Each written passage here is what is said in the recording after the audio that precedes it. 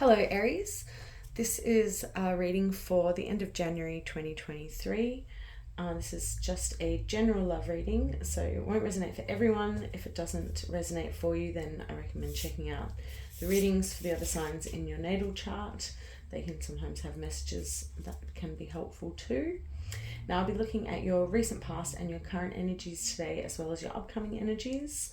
If you like this video, then please do like, share, subscribe, comment, help my channel grow, as I have just started out this month.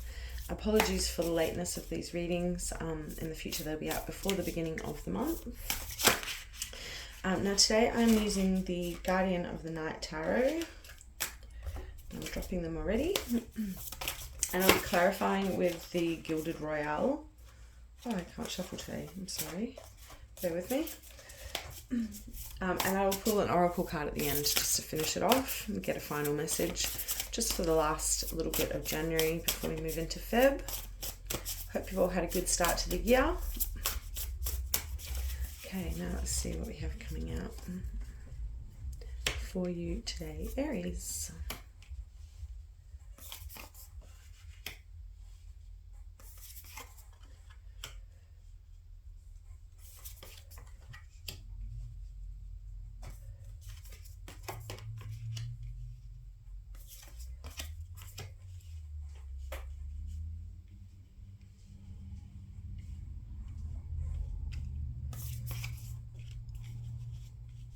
Oh, nice. Finishing with the World.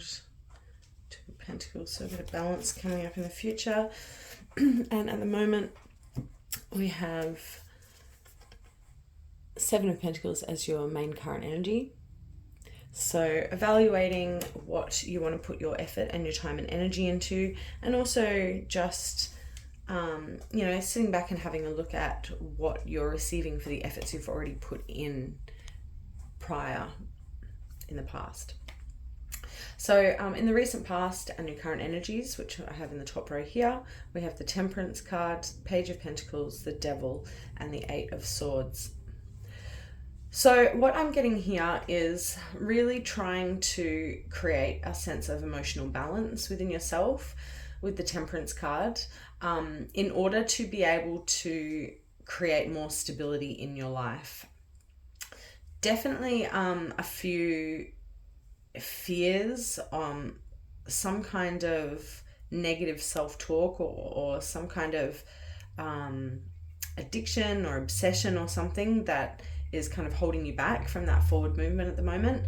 But, ultimately really trying to only invest in things that are going to be good for you, with that Seven of Pentacles and the Temperance card coming up. Now, in the near future, we have the Queen of Cups, the Knight of Pentacles, the Two of Pentacles, and the World card. So I'm getting a sense of working together here with somebody else to create something new, which is ultimately going to lead to a lot of emotional stability and the closing out of a cycle with that World card coming up. So Queen of Cups is lots of abundant emotional energy. So sort of moving away from this place where there's a little bit of conflict here, a little bit of internal conflict, or, something going on behind the scenes there, either internally or in a connection that you have. But I get more of a sense of it's something internal, which could well relate to a connection, but something that you're dealing with in the current energies that's kind of smoothing out here in the future with this Queen of Cups coming up and the Knight of Pentacles. I get the sense with this Knight of Pentacles coming directly underneath the Page of Pentacles, there is that further movement forward. There is more stability gained in this future energy because you're coming from your heart a little bit more here with the Queen of Cups. So it enables you to, create this sense of balance more with the Two of Pentacles. It's all about knowing that, the ocean is a very great thing, and just because you're sitting on a stormy part of it doesn't mean that storm is forever. That storm is only on that part of the ocean, and it will pass and the sun will come out again. So it's sort of understanding the cyclic nature of life a little bit more, rather than letting any adversity sort of set you back a little bit, which is what I'm getting more of a sense of here in these past energies. Really closing out that cycle of self-doubt or, lack of balance and lack of stability by coming at something from really heart-based energy. And heart-based with the Queen of Cups, she's very connective as well. So it's connecting to something else from your heart in these future energies here. So really nice bottom row there. I really like that. Really working on something here. The Seven of Pentacles and this Temperance card is like, really, really trying to balance something out. And it's going to succeed by the looks of it with these cards coming up. It looks really positive in the future here with the World card. I love that it ends with the World card. That is the last card in the Major Arcana. It shows this bee here surrounded by these sort of fireflies, which kind of look like pollen to me, so I kind of get the sense of, this ultimate state of real abundance with these blossoms all around as well, to be able to sort of, pollinate everything and receive the nectars of life, so to speak. Okay, now just to clarify, I'll pull one card for each, just to go in another layer deeper and get a little bit more information for you.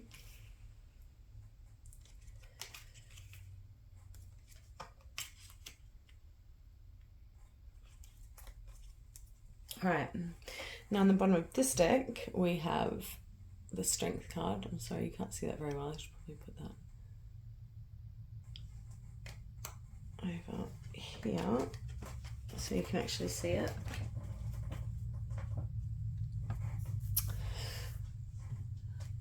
Okay, so yes, we have the Strength card coming up on the bottom of that deck. In your recent past, we have the Three of Swords, the Star card, the King of Pentacles, and the Five of Pentacles in the recent past and current energies as clarifiers. So what these cards are showing me is that you're really trying to get something tamed here, something internal, I think,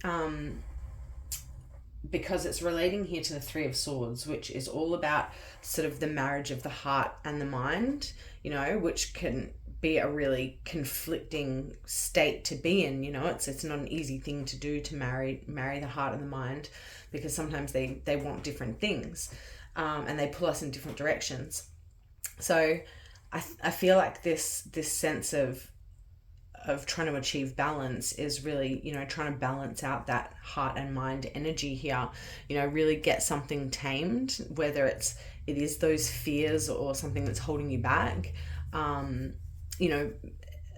it may, I also get a sense of maybe needing to have stronger boundaries here as well with this Star card coming up, realize your worth and, make sure that your abundance that you're generating for other people is coming from a really kingly kind of place, where you still protect what's yours. The king is never going to give away so much that he has nothing, right? So it's sort of managing that that sense of self-worth here with that Star card coming up, showing, you've got this divine guidance, you've got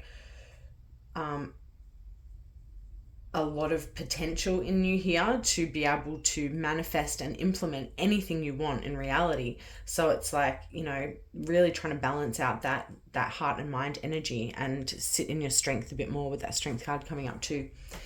Now the Eight of Swords coming up with the Five of Pentacles card, I think is really just a reminder that if you sit in that place of holding yourself back, the Eight of Swords, it shows on the traditional Rider-Waite deck, it shows a woman surrounded by swords that no one is holding, right? And she's blindfolded and her wrists are bound, but she can easily shake them loose. So the concept of the Eight of Swords is kind of that she's trapped in her own mind, right? And I think with that Five of Pentacles coming up, it's sort of saying, if you do get trapped in your mind, then, ultimately you're going to feel left out of life and the world because, you know, that negative mindset can project itself onto lots of different scenarios. So, you know, it's really important to just stay out of that mental loop of, you know, those fears and those, you know, those things can hold us back, you know, whether it's denial or stagnation or, you know, apathy sometimes, but whatever it is, those negative emotions that are sort of holding us back from moving into that place of real abundance and sitting in our divine power there. But you're doing the work, you know, like everything's lining up really nicely here. Queen of Cups has come up with the Nine of Swords on top of it. So, yeah, I think that's saying you really need to let go of these fears, right? Like do that meditation, like do that inner work so that you can come from your heart here.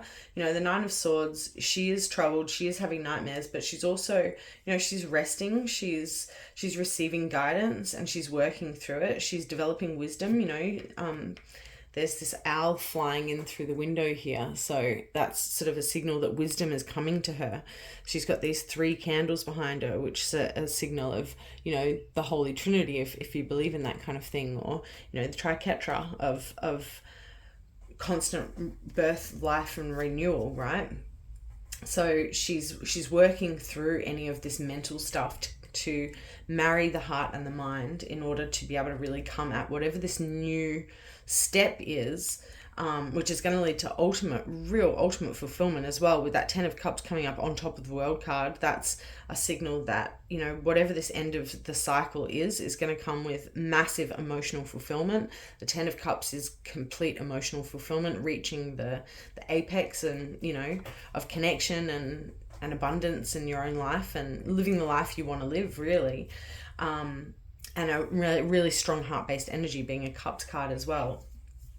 So, you know, working through any of this negative stuff, you know, or not necessarily even negative, just limiting, I guess is a better word, or these limiting things that might be going on, or maybe not all these, maybe it's just one limiting thing, you know, like the reading doesn't tell me how much mental conflict you have, but it's just saying that there is this sort of definitely an attempt to sit in your heart a bit more, get out of your head, get out of that headspace a little bit more, come at things with this sort of new heart-based energy. You know, the Page of Cups is really, you know, he's got that youthful exuberance of a younger court card, you know, and, you know, he's got the seahorses behind him, he's near the ocean, so he's very much about connection to the heart and is bringing something new forward. You know, there's also a little butterfly there as well, which is, or a few butterflies, which signify metamorphosis as well. So, you know, that process of really